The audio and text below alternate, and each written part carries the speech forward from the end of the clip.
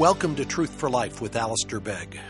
In the Old Testament book of Ruth, when Boaz encountered the widow Ruth, he extended compassion and brought her into his family. His genuine expression of care gives us a powerful illustration of grace. And today, Alistair shows us how this act of kindness demonstrates and parallels the character of God. We begin today in Ruth chapter 2.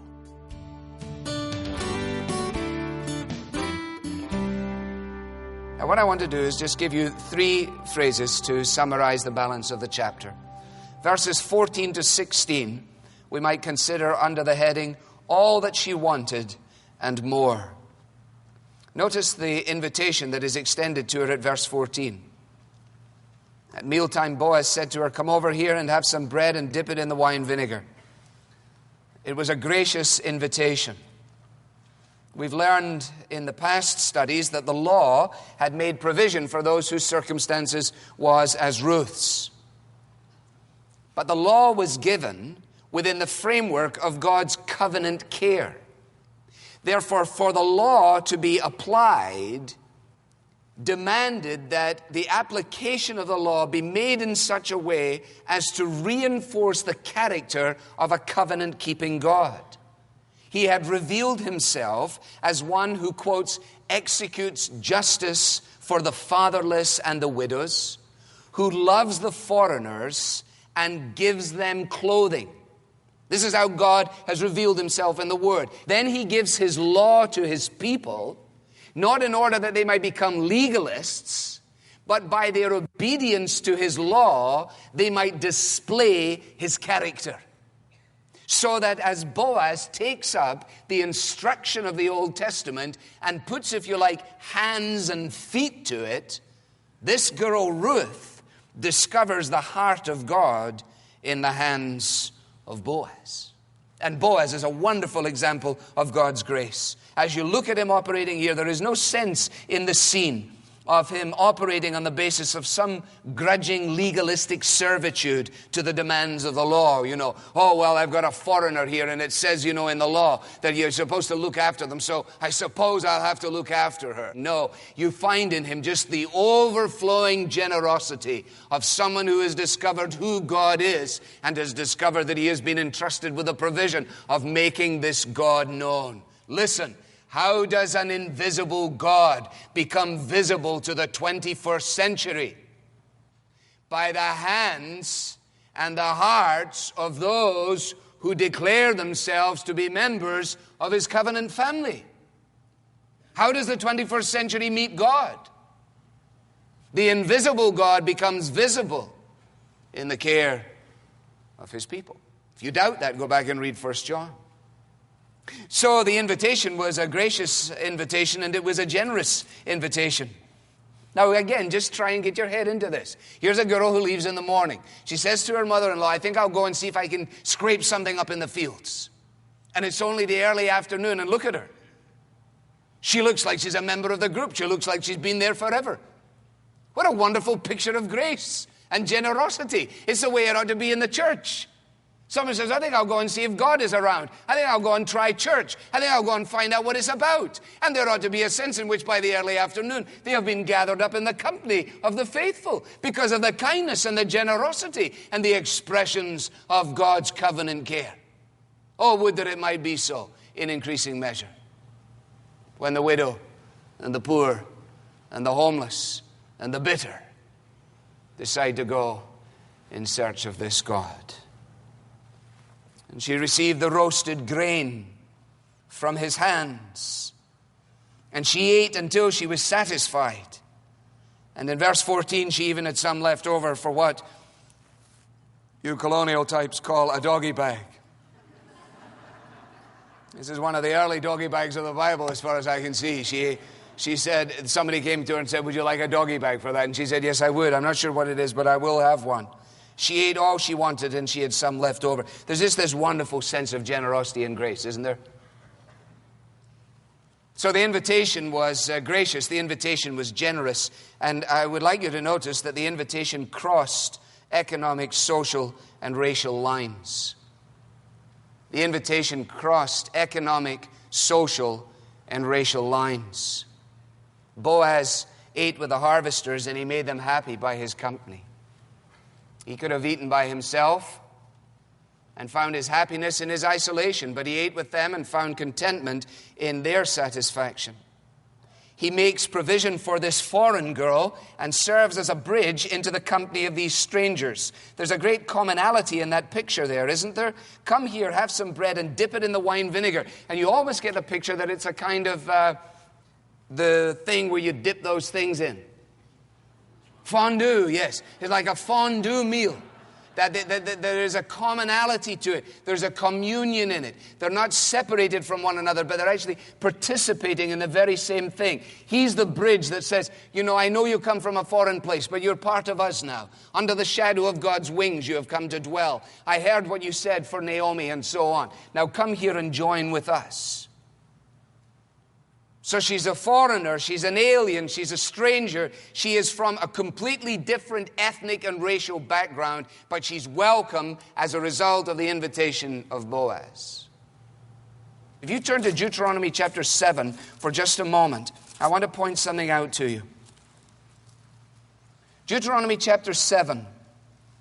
When the Lord your God brings you into the land you're entering to possess and drives out before you many nations, the Hittites, the Girgashites, the Amorites, the Canaanites, the Perizzites, the Hivites, the Jebusites, 7 nations larger and stronger than you, and when the Lord your God has delivered them over to you and you have defeated them, then you must destroy them totally, make no treaty with them, show them no mercy.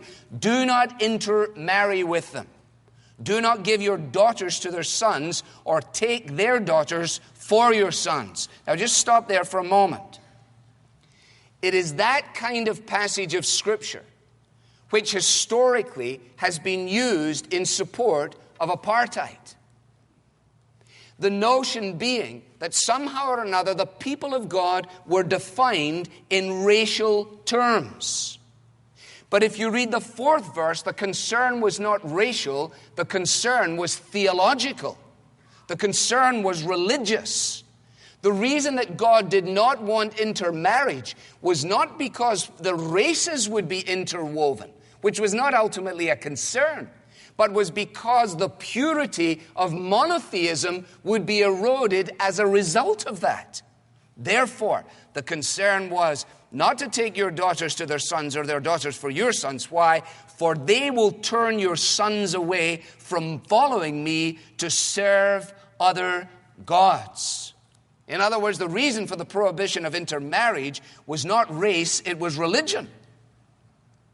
It is not possible to defend, as some have tried, racial segregation, racial discrimination on the basis of some supposed biblical principle of racial purity.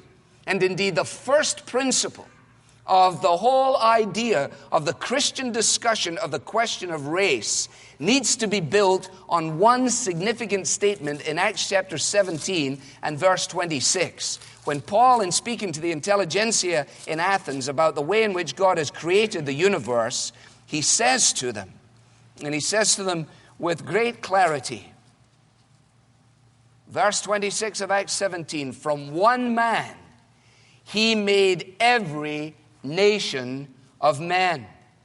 Therefore, as far as mankind is concerned, there is only one group. There's only one group. And the issue can never be a color issue or an ethnic issue or a racial issue. The issue is only the purity of loving God with all our hearts. And the invitation to become a member of the covenant people of God was made as a result of a response to faith in His promise, which was universal in its appeal and which was immediate in its application. It had nothing to do with color or with ethnic background. And so the emphasis of the New Testament is that the gospel transcends all racial barriers. And you say, well, how did you get to that from here? Because I think that this truth is foreshadowed in the activities of Boaz from Bethlehem reaching out to Ruth from Moab.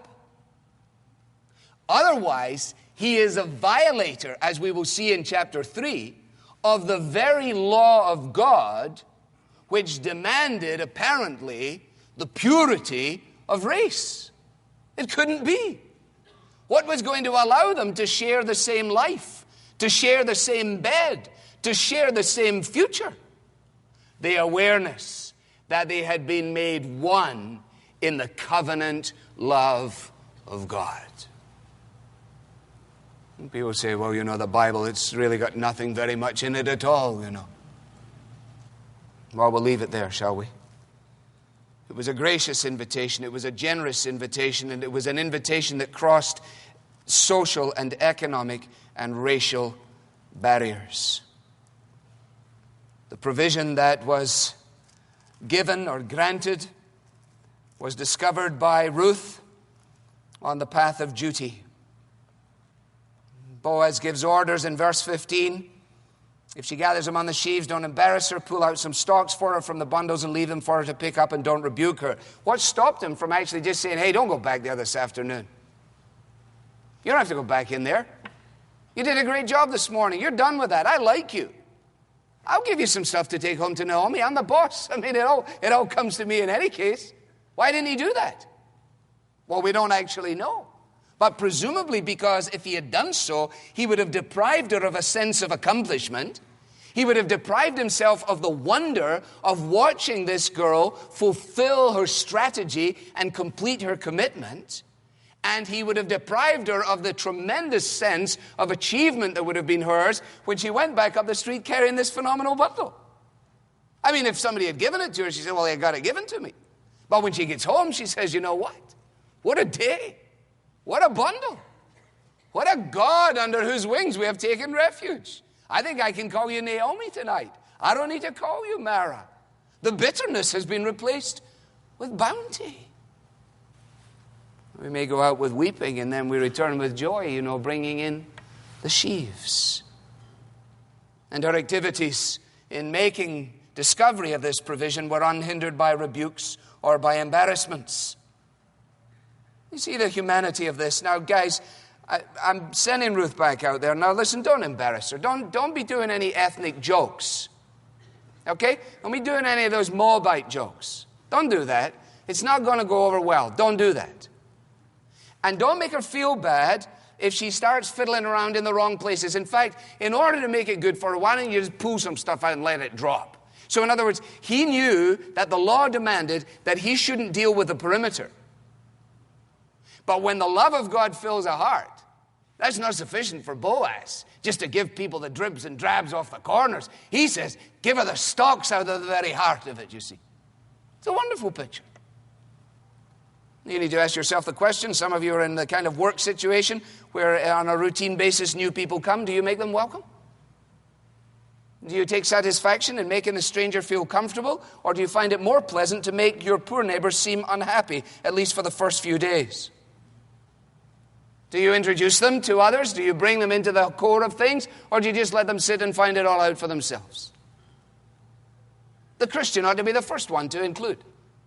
The member of the covenant love of God should be the first to say, you're welcome, we're glad you're here. Please participate. I know you've no one to sit with. Why don't you join me?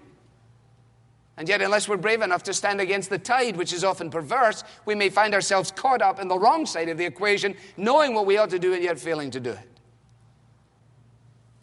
All that she could have wanted, and more.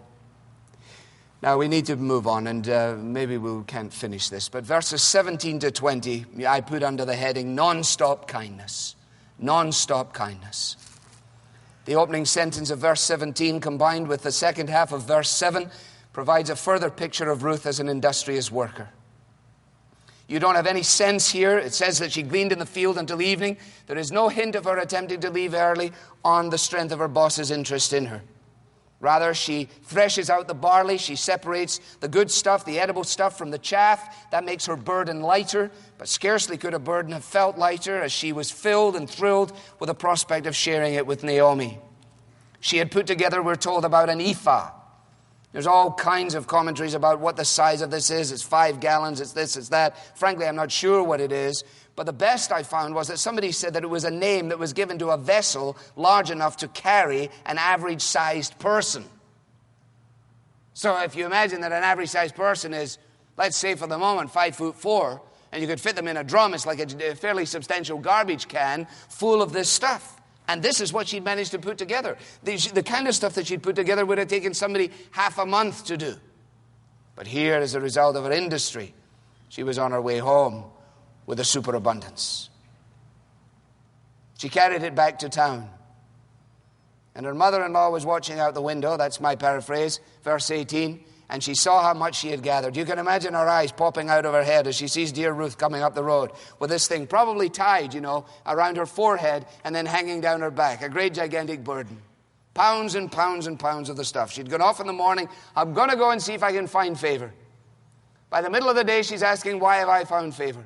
By the early afternoon, she says, can I keep finding favor? And by the early evening, as she makes her way up the road, she is overwhelmed with favor. Do you know how much God is prepared to open the windows of heaven to you and pour out the choicest blessings upon your life? Do you think that somehow or another He wants to eke it out an ounce at a time? That He wants simply to bless a church, with a wee bit here and a wee bit there? We make our God too narrow by false limits of our own, and she goes up the road. And Naomi says, whoa. And Ruth says, if you think this is good, wait till you see what I've brought you. And out comes the doggy bag, which reinforces what had happened earlier in the day. She'd eaten all she wanted, and she had some left over. She who was the beneficiary of leftovers would have been unjust and inhumane if she hadn't in turn shared what she'd discovered. And so verse 19, Naomi, full of questions, spilling from her overjoyed heart. Where did you glean today? Where did you work? Blessed be the man who took notice of you. Who was the man who took notice of you? Hey, calm down, Naomi. Hang on. Give me a minute. Let me get my shoes off here, and I'll give you the whole story. His name was Boaz. Ooh, said Naomi. Two things you need to know. He is a man of continual kindness. And the word here is chesed. It is the word of the loving kindness, merciful provision of God. This man is marked by the chesed kindness of God. He has shown kindness to us in bereavement. He has shown kindness to us in encouragement. And my dear Ruth, here you are back with such a bundle. May God bless this man for his continual kindness. And by the way, and we can talk about this later, she may have said, but I have to tell you, this man is a close relative. He is one of our kinsman redeemers. Well, Ruth must have said to herself, I wonder what that means. It's just in the same way that you are. And in our next study, I'll explain to you exactly what that means. But notice finally, non-stop kindness in verses 17 to 20. All that she wanted and more in verses 14 and 16 to 16. And in verses 21 to 23, she said, he said. Then Ruth said, he said, Naomi said, Ruth said, and so on. It's just he said, she said, if you just read it. So she said to him, do you know what he said? He said to me, you're going to love this, Naomi. He said to me, stay with my workers until they finish harvesting all my grain. So guess what? I have a job. This isn't a one-day wonder. Tomorrow I have a place. Tomorrow I have protection. Tomorrow I have provision. And Naomi said to Ruth, it will be good for you, my daughter, to go with his girls. Huh? You see, the maternal instinct is coming out. I get to go with his workers. I'm very pleased, and I hope you'll have a nice time with his girls. I don't want you in the field with any Tom, Dick, or Harry. Do you understand that, Ruth? Now, it may be that Naomi's already thinking 2 steps ahead. She says, Boaz, he's a continual kindness. He's a close kinsman. I mean, there's an opportunity here that I don't want to see squandered. You stay exactly where I'm telling you to stay. And when you get in his fields, you stay with his girls. Do you understand that? Don't you be coming up the road here tomorrow afternoon with some guy called Fred. You just stay with his girls. You stay with his girls in the fields. Listen, and listen carefully. And I'm not going to say it in my own words. I say the words of a Scottish commentator from 100 years ago. What number of young persons take rash steps in the journey of life which cannot be retraced because they rather choose to follow the impulse of their own passions than to ask and follow the advice of those who brought them into the world. In verse 23, so Ruth did exactly what she was told. She stayed close to the servant girls of Boaz, and she gleaned until the barley and the wheat harvests were finished. She stuck with the job. She stuck with Naomi. And you have this wonderful story as it has this beautiful balance in it. And she kept working, and she kept living with her mother-in-law until the barley and the wheat harvests were finished, making the reader say to himself or herself as he closes the book before he falls asleep in the evening, I wonder what's going to happen now that the harvests are over. And I wonder if Ruth's got something going with that Boaz guy. How good that Ruth and Naomi loved one another. How good that they lived in the company of one another. How wonderful that they lived in peace and unity with one another. How wonderful to live under the shadow of God's wings in the companionship of those who have taken refuge in Him.